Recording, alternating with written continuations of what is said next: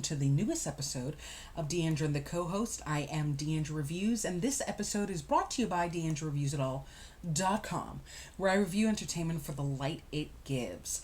On this episode, my fierce, fabulous co-host is Ally Barron, and we discuss how college life has molded her as an artist, and kind of telling herself that she needs to have this grand social experiment, that she needs to have real life experiences before she becomes an artist professionally.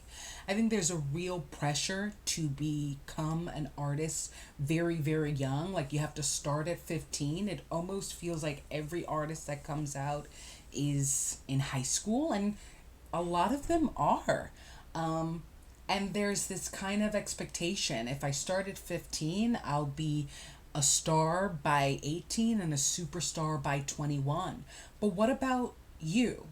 What about your life experience? What about what you want to experience and love and socializing and partying and kind of just being regular? For her, that's what inspires great songs. The small, casual, normal interactions that you have every day. And before she can be super high, super famous, superstar, she wanted to have that. And there's something really admirable about that and wise.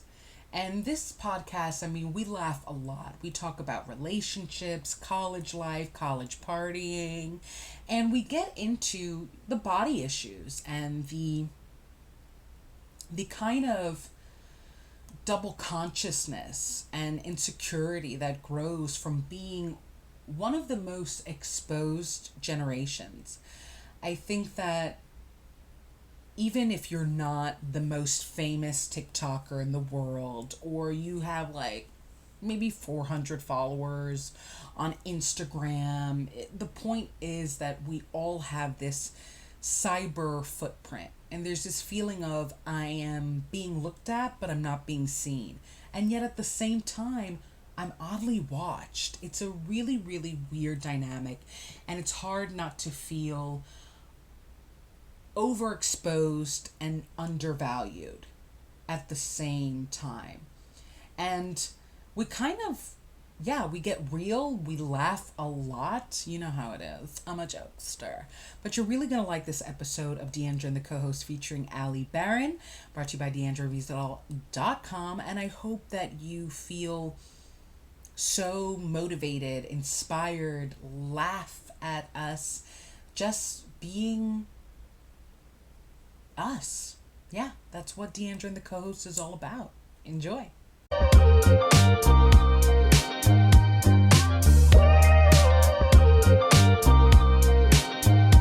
Hey, thank you so much for having me. I'm taking a nice study break to be here, so very happy to be here. But yeah, I'm excited. I just released my track, What's Her Number, that I literally was like a child to me for the longest time. I sat on that song for a year before it was released, and it was the first time I'd actually gotten to write a song that was about my true feelings and like myself outside of the show that I was on like all of college. So it was really exciting for me to release a song that actually felt like me for the first time, and just, you know, have the world hear a song that was different from everything else that I've put out there, and that's more cohesive with the vision I see myself going into the future. It's a very college song, by the way.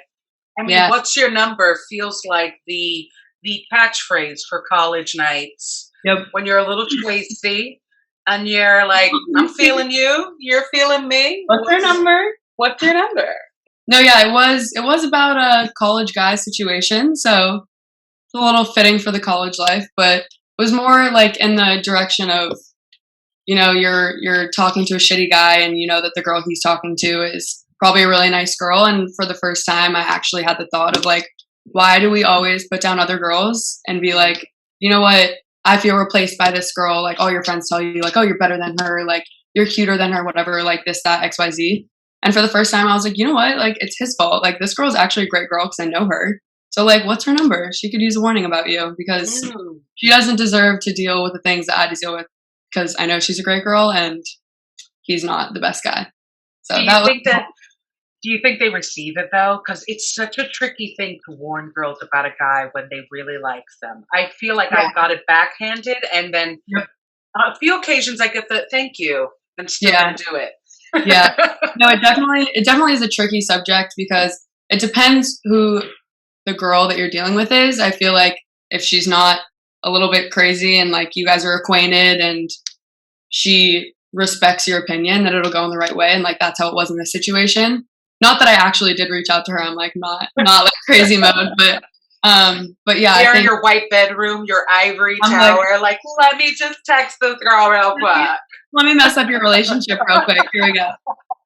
No, yeah, it was just someone that he like was seeing like very recently and briefly, and I don't think it was really anything, but it was just like triggering. Like that, all my friends would send me the social media posts of like him with other girls, and I'm like, I don't know why your friends, when you break up with people, think that that's exactly what you want to see and that you want to hear everything, but it's completely not. Yeah. And so, yeah, so I was just in that point and was like, you know what? It's not her fault. I don't know why we sit here and get mad at girls and put down other girls because we feel replaced or jealous by the fact that they're with this guy that we spent so much time with. But like, really, whose fault is it? It's this guy that completely messed you over in the end. So I think about that a lot too, because, it transfers oddly enough to career, because most times your boss is going to be that guy, and I yeah, can't say I've never encountered a guy who screwed me over in my career. And there's a feeling of when they have success or they pick the new, fave that is a woman or yeah, even a man, at least in terms of career, there's a feeling of like, you better stop having success, sir. You are yeah, horrible. And I think it's in relationships too, this feeling of you can't find joy because you took mine and I know you've taken others and you don't deserve it. yeah, exactly. So yeah, I think that's like that was just kind of where it came from. Like the whole message, I went through that rough patch of seeing the social media post, sat down in the studio, and things just kind of started flowing. And I think like less than 2 hours, maybe. Like I was in the studio, sat down, made the concept. My producer was like making the beat, and literally within 2.5 hours, I was like added and the song was done. Which is funny because when I recorded it, I was like recording a demo, and I was gonna go back and re-record it. And I like listened to it, and I was like, could like re-record some things, and like didn't have time to go back in there. So the song that's out on all platforms right now was technically the demo, which is kind of. Wow. But yeah, That's so I think that's good that you didn't re-record it. I think there's something pure about yeah, it. But you are making me think that I am very happy. Your topic is dating and social media, and we went right into these two topics. nope, But I think that the reason why they don't have like an unlike on all social media is because we do X stalk. yes, And there would be like, our exes are like, oh, with my friend. It's like, I'm like, unlike. Can I yeah, unlike 14 times in a row? yeah. The unlike 100%. button is like the unlike button is equivalent to like going back to all your posts and either like archiving the ones with the X's in it or like changing the captions to like you messed me over, like we don't like you anymore. Like all the captions of all the other ones. That's like equivalent to like the unlike button nowadays. Like Yeah. but I yeah. mean, the only platform that I think has an unlike button is YouTube. And I have to admit, like when I see, like it says like 130 million people love this Oh, you're Whitney right. Houston video, and then like Oh, God, like, 30,000 don't. And you're like, who are those 30,000? it's I so want to know funny. them. It's so funny too because when I was in high school, I posted YouTube covers, and there was always those like 3 or 4 like random dislikes, and it's just like, come on, this is like a 16-year-old that's just like posting a random YouTube cover. Like, who has the time of day to just be like, unlike? Like, And it's so funny. they rarely leave a comment. So you're Yeah, just like, it's the mystery of the unlike. Like, who are you? Why did you do it? like, give What's me, your social security number? That could ruin your let me life. confide you. It's like they at least give me some like criticism on like what could I do better next time? Like, what was the dislike for? You know? Well, you're making me think, because I feel like, the higher you go, you have something, you have an it, and the higher you climb in front of the world, you're gonna get more dislikes, and you're gonna get. I compare Fame and Money often to like a bigger high school, where in high school I had 2 or 3 bullies, and I didn't like them. They didn't like me, but I also didn't like the fact that I had that dynamic. And then Yeah. the bigger you go, you're gonna get like 3 million bullies. Yeah. How are you like ready for that? Like, or is that just one of those, like, when it hits, I guess I'll deal with it? I think it's kind of I'll cross that road when I get there, especially because growing up, like towards the end of high school and all at the beginning of college, I was on this YouTube show, and my mom would literally always say to me, sorry, my roommate's like being solid. My mom would always say to me, like, don't look at the comments, don't look at the comments. And I think just having that ingrained in my mind all the time and knowing like it's not worth it to check them is something that like will probably help me moving forward, because like my mom is such like a momager to me and like oversees everything that I do to make sure that I like nothing goes wrong for my mental health. And so if something happened in the comments where like I would need to know something, then she would be like, okay, like stop moving your mouth like this. People are noticing it. It's weird. And then like I would fix it. But yeah, like moving forward, I think just kind of blocking it out unless it's something that you need to deal with is probably the best thing, because these people commenting the negative hate comments, like it's not doing anything for them and it's not going to do anything for me to read them. So kind of just blocking it out has like been my mentality since the beginning. And I think moving on as the magnifying glass gets smaller and smaller is probably something that I'll keep doing, because for my mental health and sanity, it's probably the only way to like push through it. I feel like I'm absolutely shocked that your mom read your comments. I am surprised she didn't like send hate mail to all the people who hated you, because I feel like if my mom looked at the comments, she would swim in them, and then anybody who like hated me, she would like become a tsunami. And anybody who loved me, she's like, oh my God, I love you guys. Do you guys like want anything to eat? Like, are you eating well? Are you drinking well? Like, are you hydrated? Yeah. It would be like she's very reactive. So she would react to both. I'm shocked that your mother is even looking. Yes. She loves to oversee the comment section and my cover things and all the Malibu Surf things. I was on a show called City Girls. It was a spinoff. So there was a lot of things in that. And that show was a little tough for me too. I definitely didn't want to read the comments in those.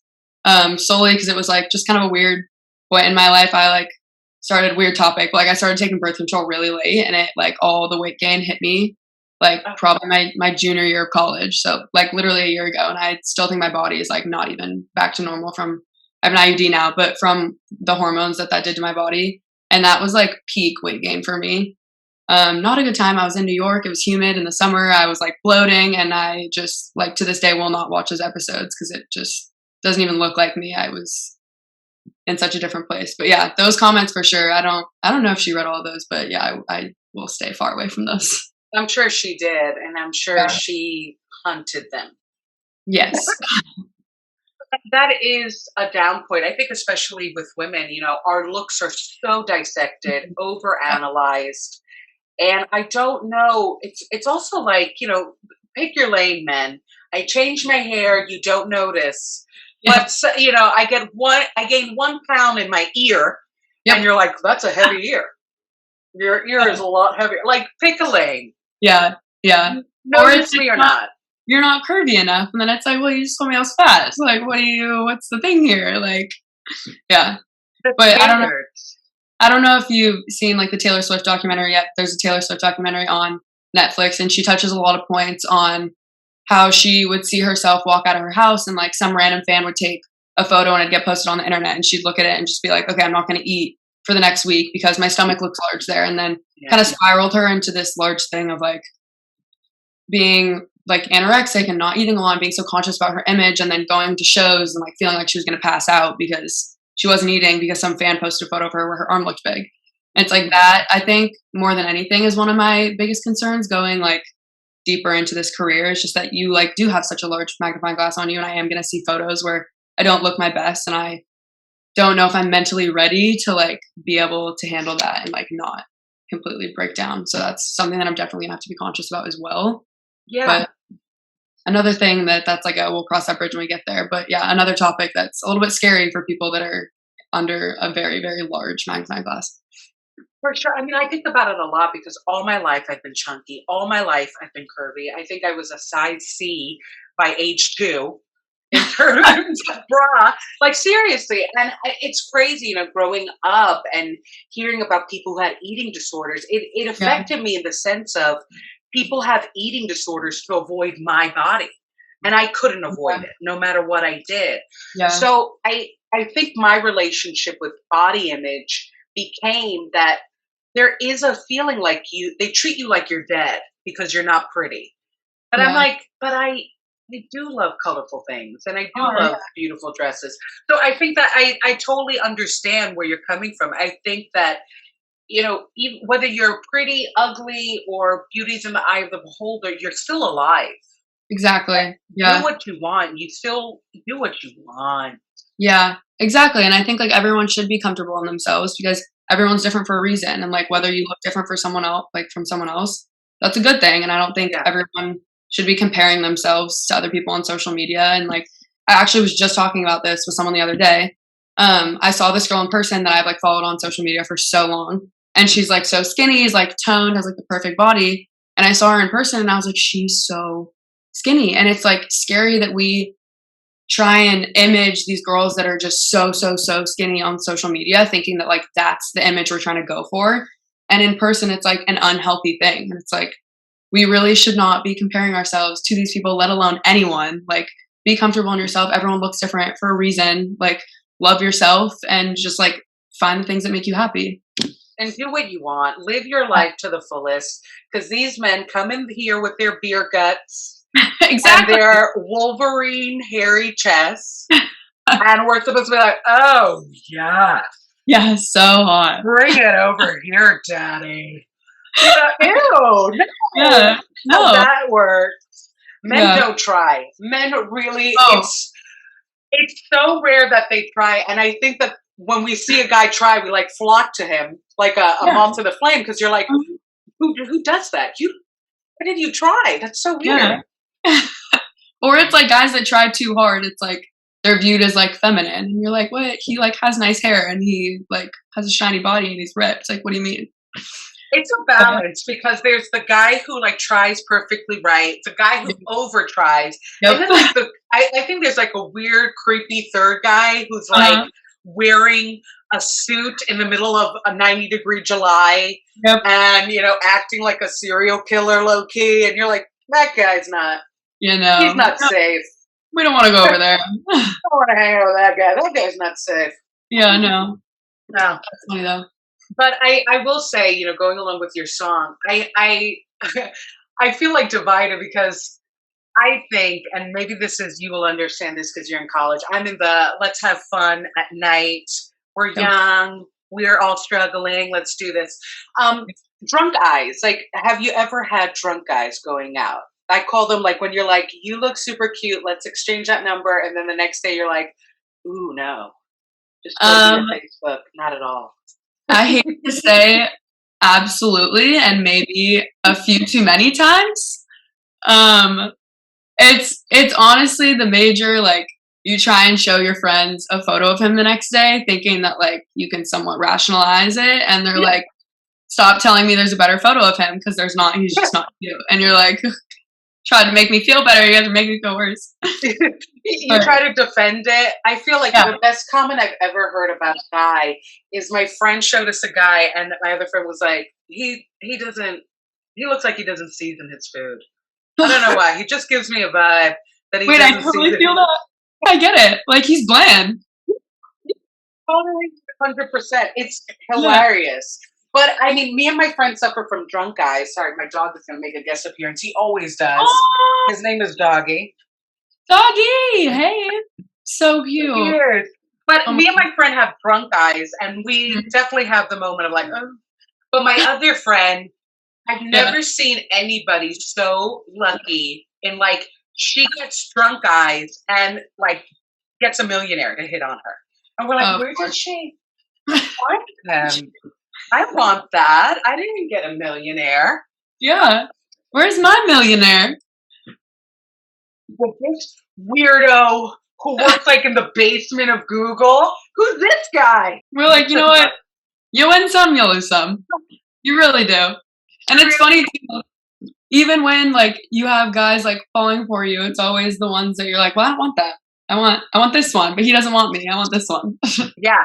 Well, I always think about that because, when women and men gather to talk about relationships and dating, and the things it's going to blow up, because there's always guys are like, I just don't understand why women don't like nice guys. Like, you guys are so difficult. Like, there's no satisfying you. Like, that's a typical man quote. Yeah. And I feel like I think about it a lot because I've had really nice guys that I didn't have a spark. Yeah. And for me, I feel like men don't get asked that. Like, they don't get asked. Like, they command a spark. Yes. Men have had great women that they let go because they didn't have chemistry. Yeah. And I'm one of them. No loss. And I think like I command the same thing. I want a great guy, but I want that chemistry too. And I don't think they see that they do the same thing, if not worse. Yes. I feel like that is extremely accurate. And I also feel like right now, especially at my age, like I'm just not looking for that nice guy. Like I was in literally a relationship my entire college experience, whether it was like with someone at my school or long distance. And right now is the first time where I've been like, I'm single and I actually, for the first time ever, do not have my mind set on one person, or I'm not worrying about someone or where they are, what they're doing. And it's been like probably the most amazing time I've felt since like my junior year of high school. Yeah. And so I just, even like nice guys finish last, like thinking about the age and like the situation of girls you're going for is nice guys might finish last, because I'm just like not even looking for that right now. You know, they're the like, ones we marry. They're the ones we marry. That's later down the road. My mom says that all the time. She's like, later down the road, you know what? Like you'll like the nice guy, the guy that like shows up at your doorstep with flowers, and like right now you think it's weird and you don't like it, but like later down the road, like you'll love that. That's the guy you want. And I'm like, well, I'm not looking for that right now. Yeah. I mean, I always liked nice guys, but I always commanded chemistry. So I didn't date too often, but when I did, it was long term. But what I will say is that for my friends that stayed in long term relationship and never had that breathing period of being single, they were jealous of me, and they particularly regretted that they didn't have that in like their youth, like high school and college. Yeah. Because I had a lot of fun and I didn't have to answer to anybody. Yeah. And that I think my college and high school experience was different from theirs because they always had to answer to somebody. And even when they broke up with the guy, they immediately started looking for the next. And I didn't. Yeah. And I think that's also like, that happened to me. Like when I was in high school, my older sister always had boyfriends. My parents were like, I swear Ally is going to date someone and it's going to be the person that she marries, because I would just like never be interested in someone. I would talk to them for like a month and a half and be like, I'm not feeling it. Like next person, I'm not feeling it. And they're like, I swear the first person she dates, she's going to marry, because she's just not into it with any of these people. And then the most impeccable timing ever, my last 2 months of my senior year of high school, I met this guy who lived an hour away from me, and we started dating. And that lasted until literally we left for college, because we thought it was the right thing to do, was just break up for college. And then 3 months later, we got back together, and that lasted for another year and a half. And then literally the day we broke up, I started dating my next boyfriend. And so then I dated him for probably about a year, and then found someone else immediately after that. So I think, like what you were saying, that breathing period is something that everyone needs to go through, whether they feel insecure being independent or not. It's just something like every person has to deal with in order to figure out who they are as themselves and as an independent person, and like realize where they want to be and where they're going in life. And that's kind of the period I'm dealing with right now, and I'm embracing it as much as I possibly can. You know, and I think it's so important, is that breathing period, especially for women and women with ambition, because no matter what industry you go into, there's always going to be men that try to bring you down because you're a woman. Yeah. And if you don't know yourself and know your ambition, you get lost. Like your resilience is like about half of what it should be. Yeah. Yeah. I think that is smart. Like I haven't even dealt with like the like typical real world like situations yet of like having that boss and like things like that, just because I've been so focused on school for the past like 18 years of my life. But that is something that I'm glad I got that breathing period for, to find my ambition and like to figure out really who I am before I like take that next step out of college life into the real world and be like, this is who I am. No one can tell me any different. And I'm completely fine being independent and not having a guy there to make me feel better in any capacity. Yeah. I mean, one of your topics is education, and I'm curious, like, what I missed about college life, I mean, not only the social aspect, but I really did like learning. Yeah. Especially college. I think I was always in honors and AP classes, but college learning differs because there's a feeling of I'm going deeper. Everything was surface before here. Absolutely. And I think that was one of the main reasons why I wanted to take the college route instead of jumping into music right away, was because my whole life I was the like 4.1 student in high school and like just loved taking classes and learning new things. And when I got to college, I tried the whole music thing while I was here, and it just like wasn't working for me. And I think my mom realized pretty quickly that we should wait until it was my time to do the whole career thing, because I've always been so focused on my like school and education. And it was like you said, like I loved learning. I loved like getting deeper into these new topics, and aside from the social aspect, like be in classes and like furthering my education in any way I could.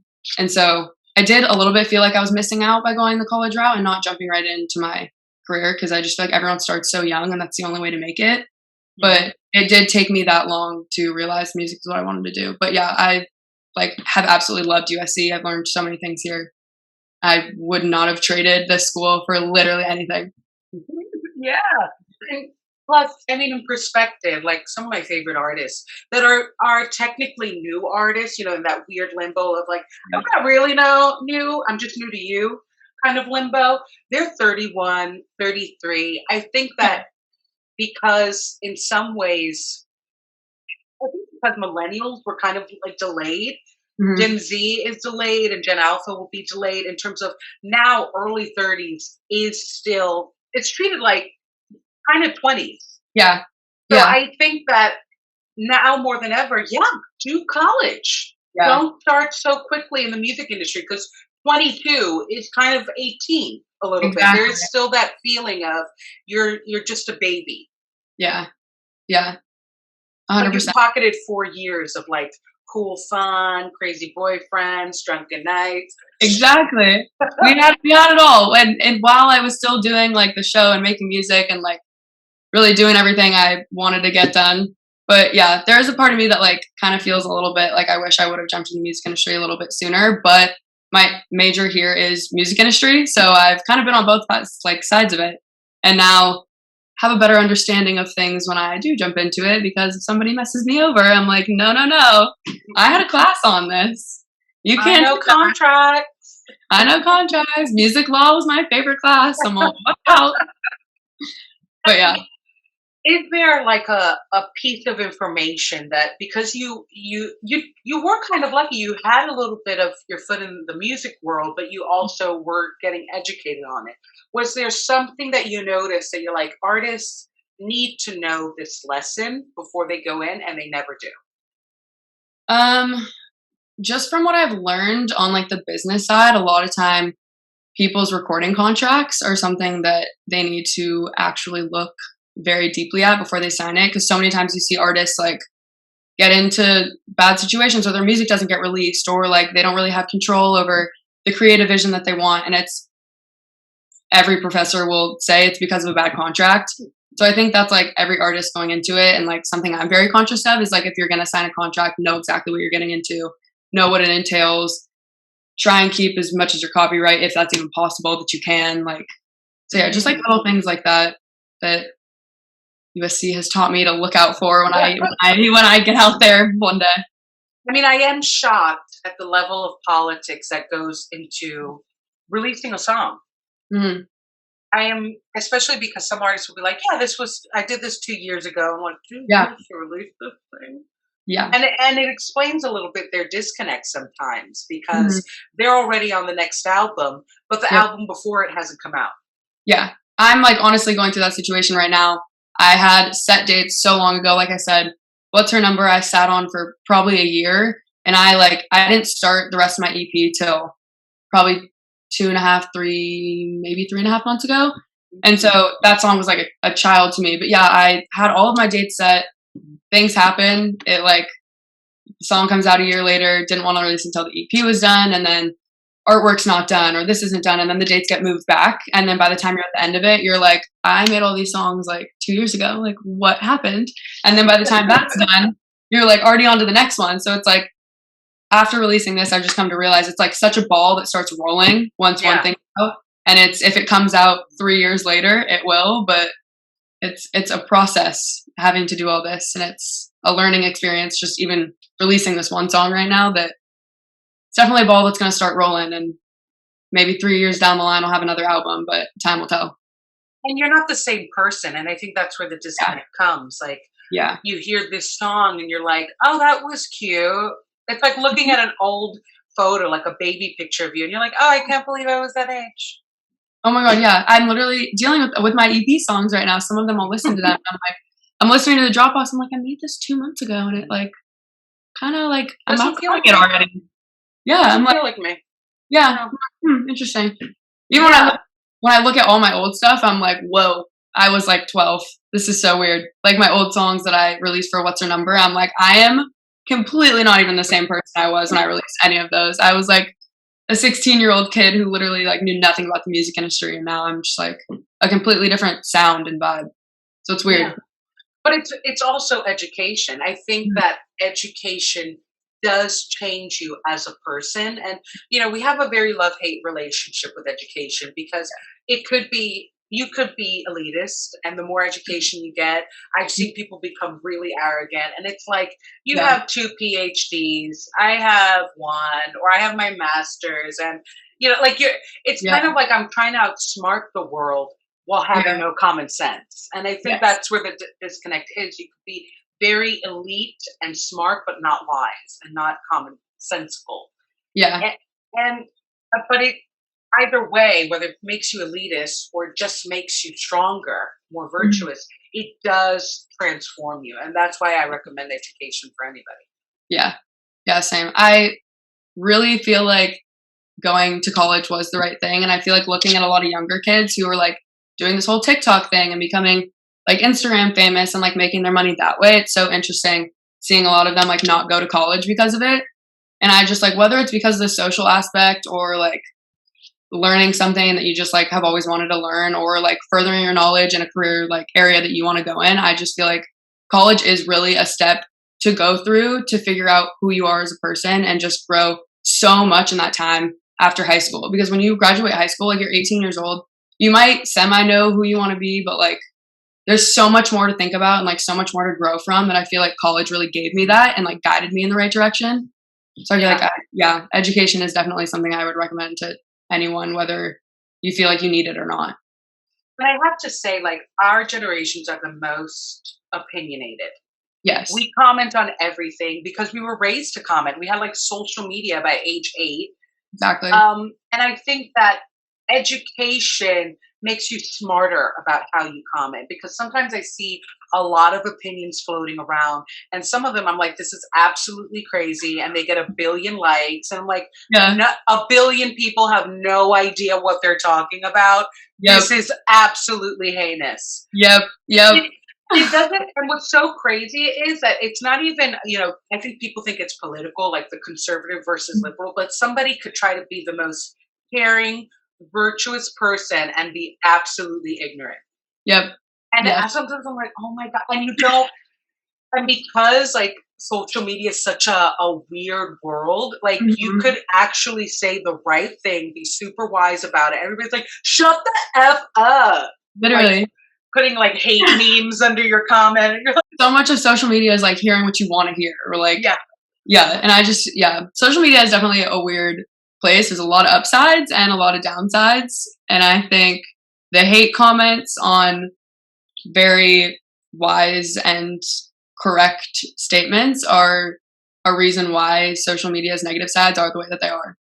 And I just think at this point, it's like going to take a lot to change that. And I don't know. I mean, not to get biblical about it, but we are the people that killed Jesus. And I think about it like in terms of like, we killed God, we'll definitely kill me. There is this feeling of like, I see people say something of love and get absolutely trashed, or they say something that I'm like, and it gets so misinterpreted. And Yeah. the few people who interpret it right, they're like 5 comments amongst 500. Yeah. And one thing that I have to say is that good people are quieter. They don't want to get involved in the mess. So you could be way more supportive than you think, but we're not on social media because hate, like, I don't know, people say hate is louder, but I think it just tweets more. Yeah. Like haters like will comment 20 comments and it's all like this one hater. And you're like, God bless you. Where are you? What are you doing? Yeah. Literally. Is this what time? How much time you have? You don't paint? You don't knit? No hobbies? I get it. No puzzles? Nothing in there. You're like, okay. No, I definitely agree. And I think that right now this whole like cancel culture is like so upsetting in every capacity because things really do get misinterpreted. Things get said with intention that like may have been not in the right place at the time. Like you don't know what people are going through. You don't know how they meant to say it. You don't know where the things that they're saying are coming from. And people are so quick to just be like, well, she did this, she did that. And it's like, well, you don't really know why that happened. You don't know the context of the situation. You don't really know anything. It's just such like a cult that people are like, it's like the hater cult. Like it's cancel culture. And it's really unfortunate to see on people's pages because a hate comment will bring 20 other hate comments and a nice person's comment will get hate for liking something that other people didn't like. So it's kind of a lose-lose in this whole culture thing that's going on right now around social media. Yeah. And there are moments where it's like, oh, we're hating them. I mean, I guess we'll hate them too. You know, exactly. like you just don't know because it's also like by the time you find out, there's so much comments that you can't even find the original error. Exactly. I'm like, wait, they did what? And I'm like scrolling and it's just memes about what they did, but not like what they actually did. It's an absolute. I think cancel culture is a blob for me because there's some people who do deserve to be canceled. Yeah. And there's some people who don't. Yeah. There's some people who I think, you know, they should be allowed to grow or they've grown, like we're canceling them for something they did years ago. And there's some people that it's like you could grow, but you don't have to grow in the limelight. Like there is a feeling of like, you know, go away. Sayonara, you weren't that great. We won't miss you. Exactly. That's where I do feel like there is a positive side and a negative side because the positive is you get to explore all these issues that like when I was in high school, like I didn't know not to be like, oh, I didn't know things were going on in the world. Like I didn't know deeply what these things meant or the things that people went through. And like social media does give you a chance to really educate yourself on the things that are going on. But the negative side is that so many people post about it that aren't accurate or put things in a different context that makes you like view things in a weird way. And it's like, there's such like positive and negative sides to it. It's hard to like find that happy medium where you like humanity. It is. It really is reflective. I spoke to one artist who loves aliens, and we were like, if aliens were watching us, they'd probably be like, I don't think we should go there.